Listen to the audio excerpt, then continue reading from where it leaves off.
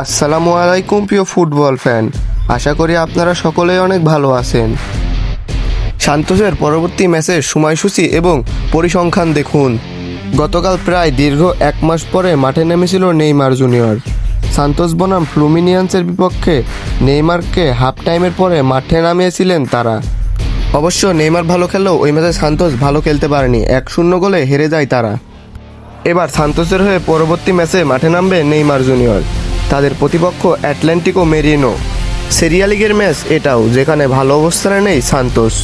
সেরিয়া লিগের পয়েন্ট টেবিলে 1 নম্বরে রয়েছে ফ্ল্যামিঙ্গো, তারা 3 ম্যাচ খেলে 7 পয়েন্ট নিয়ে 1 নম্বরে রয়েছে।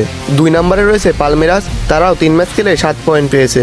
3 নম্বরে রয়েছে জুভেন্টিও, 4 নম্বরে রয়েছে ভাস্কো ডি গামা, 5 নম্বরে রয়েছে ফ্লুমিনিয়ান্স। এই লিগে 20টি দলের মধ্যে সান্তোস রয়েছে 18 নম্বরে। তারা 3 ম্যাচ খেলে কোনোটিতে জয় পায়নি, 2 ম্যাচ হেরেছে এবং 1টি ম্যাচ ড্র করেছে। সান্তোসের পয়েন্ট 1 এবং কালকে যাদের সাথে মাঠে নামবে অ্যাটলেন্টিকো মেরিনো, তারা পয়েন্ট টেবিলে রয়েছে 17 নম্বরে।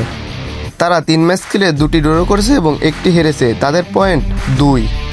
সান্তোস নাকি অ্যাটলেন্টিকো মেরিনো, এই ম্যাচটি নিয়ে একটি প্রতিযোগিতা করা হয়েছে, যেখানে সান্তোসের জেতার পার্সেন্ট 40%।